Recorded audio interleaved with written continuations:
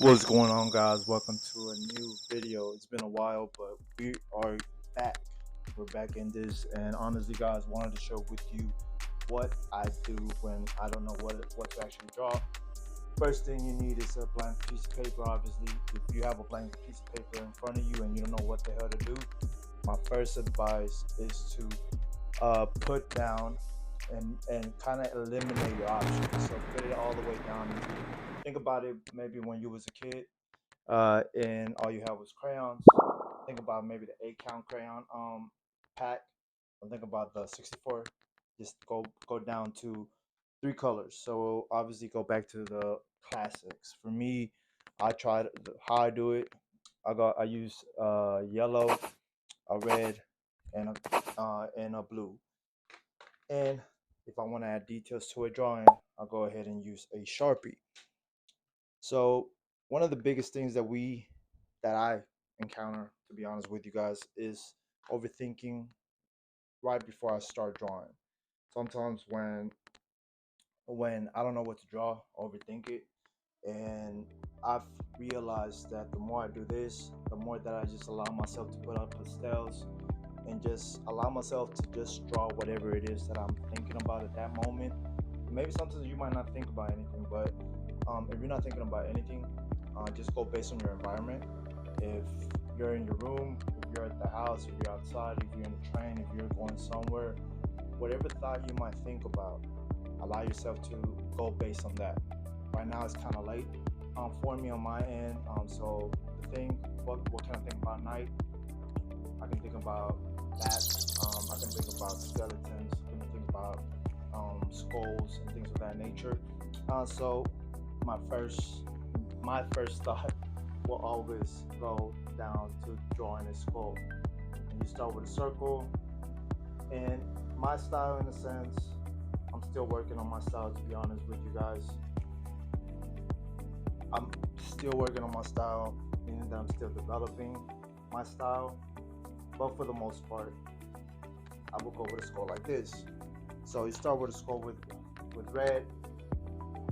You obviously the best thing that I can complement a skull with, because I don't want it to just be a dark art piece. I would add some hearts. The hearts would then turn into some flowers. For me, I always start my flowers with a heart in the middle because I don't know. My dad used to know how to draw back in the day, so he would like some of his art pieces that he would send us. They started with heart, so I kind of use that in my art pieces. So I do this one rose here, other rose here. And this is the thing is like when you're drawing, you don't have to be perfect, man. When you're starting to draw, I feel like a lot of young artists trick themselves because they're trying to create beautiful art pieces based on what they see online.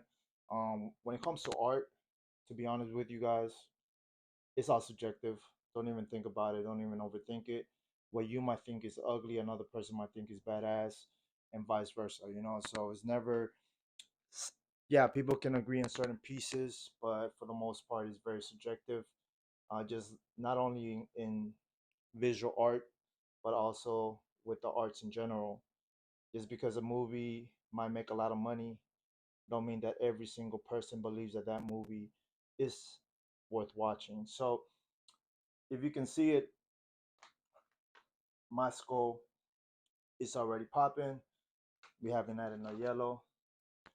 And to be honest with you guys, so I'm gonna share with you what I actually kind of focus on, so you can kind of get an idea of what I usually draw. It is, in a sense, some of this, but to be honest with you guys, it doesn't really matter. Like, it does not really matter what you're drawing, because at the end of the day, you're just trying to put something on paper. So maybe this might be good for me, and and usually this starts with me just not know. Like, sometimes when I do this exercise, I just allow myself to draw whatever the hell I want, and I don't even think about what I'm drawing. So this is just another style of flower.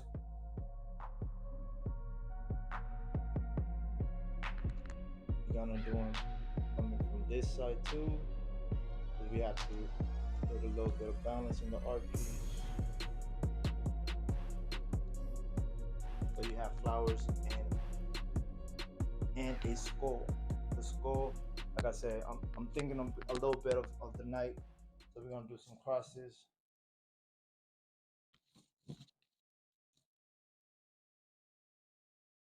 Little bit of grass. Gonna have that feeling of a cemetery.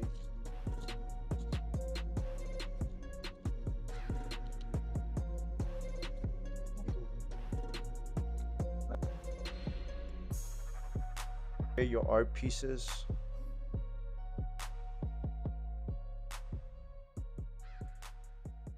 You allow yourself to just let your mind just wander, man, because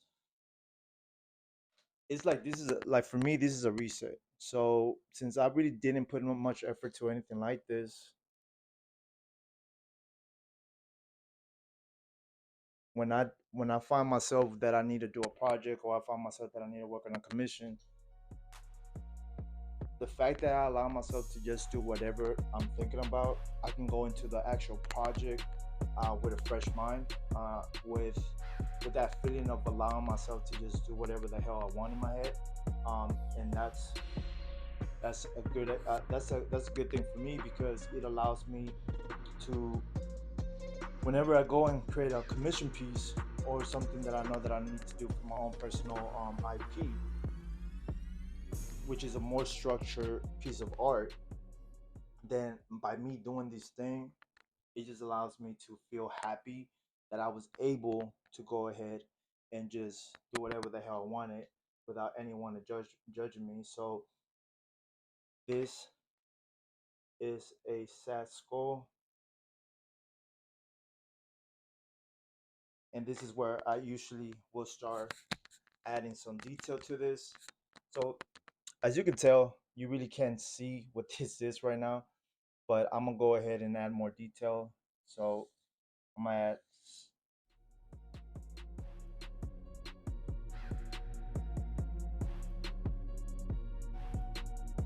some wings to this, add a little bit of cross hatching.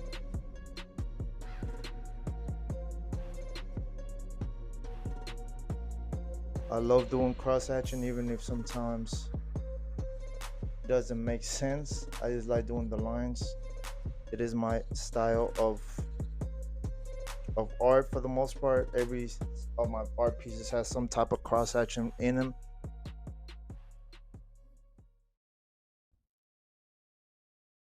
And the trick about cross hatching, some people just think that it's just crazy lines all over the place, but your cross hatching represents shadows. So that's one thing that I learned as the more that I've done, I started doing cross hatching, and I see that a lot of comic artists do it. But when I was starting, I just did lines everywhere. But as I've become, I study and look more into it. It's supposed to represent the shadows. So in this case, the light will be coming from the left side, so it's gonna create some shadows on this side, on the right side, and that's it's gonna be the same for this.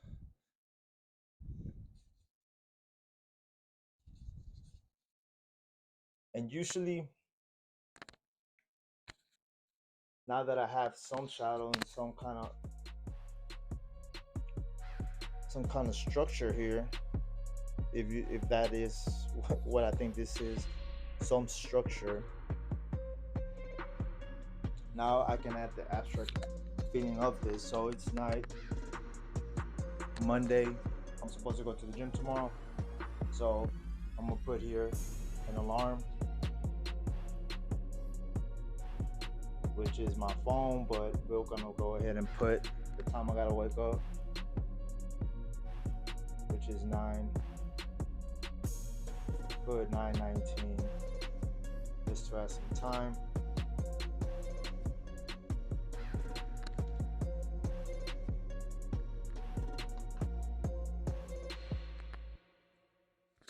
You're gonna add some light line weight to the clouds. Do some birds, which is like the old school M's from McDonald's. Man, these colors, to be honest with you guys, it is late. Just looking at this makes me want to get a burger from McDonald's, to be honest. Sometimes you just gotta eat. And this red and yellow is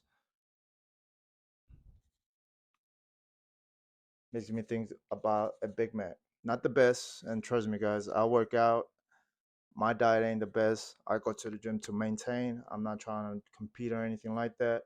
I'm not in my bodybuilding phase anymore. But I do go to the gym every day to kind of at least off balance my bad eating habits. But if you take a look at this, guys, not the best art piece, to be honest with you. But I promise you, you allow yourself to do this, just abstract art, because some people call it abstract art, you will be ready to go to work whenever it's time for you to draw and work on your actual project. For me, I usually do this at least once every week because sometimes I do be working on the same projects for a very long time. Like right now, I'm working on developing my IP, storytelling, and all of that. So I do sometimes need some relaxation, and I don't know, and I don't know what else to create after I go through those long periods of time where I'm working in commission work or I'm working on my personal work, or I'm just working in other projects. When I have a structure, for example, if you're a person that creates commission work a lot, sometimes you have to come up with the concept, and coming up with the concept is pretty difficult if you're starting it from scratch. Meaning that obviously you're gonna get reference, which I always suggest artists to do: get a reference shot, go out there, take the shots yourself, or go online and try to get reference shots from many places like Pinterest, like ArtStation, like DeviantArt, like all these different websites that allow you to use the reference to have reference work there. And even you can use AI for that. You can try to get different posts from AI, which I suggest, man. Like I'm not an AI hater. You just have to adjust to what the times are. But you doing this allows you to kind of clean up your mind and allows you to kind of start from zero and press reset in your thoughts.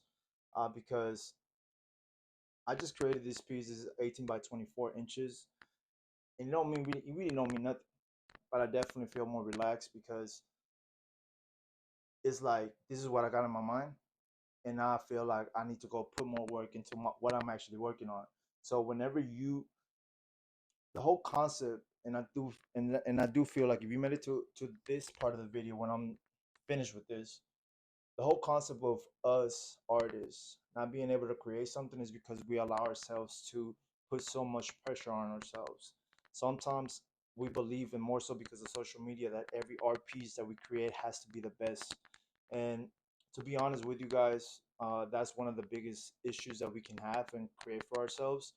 That we're being so hard on ourselves that we don't even allow ourselves to create art. Uh, I've been a victim, not a victim, but I've seen that in my own personal experience as being more active as an artist. That when I have high expectations all the time, just because I don't know what to do, I don't even create art for a week or 2 weeks, and then it becomes a new bad habit. So, if you made it to the video, guys, I hope you enjoyed the video. I hope you liked it. The whole concept is just take out a piece of paper, just start drawing, cut down the options of what medium you're going to use, make up your mind on what medium you're going to use, but don't allow yourself to have so many options in colors, pens, all of that. Just cut it down to, I'll say, 3 to 5 is perfect, and then just allow you to do whatever the hell you're thinking about. Right now, this is all I have in my brain, to be honest, because it's been a long day. But I wanted to create the video. I do feel that it is a perfect topic and a very common topic for a lot of us. Sometimes we don't know what to do, and only we take 10 minutes out of the day, just allow our hand to just do whatever it needs to do. It does something, and then that creative juice starts all over again. So I hope you liked today's video. I'll see you on the next one, guys. Take care.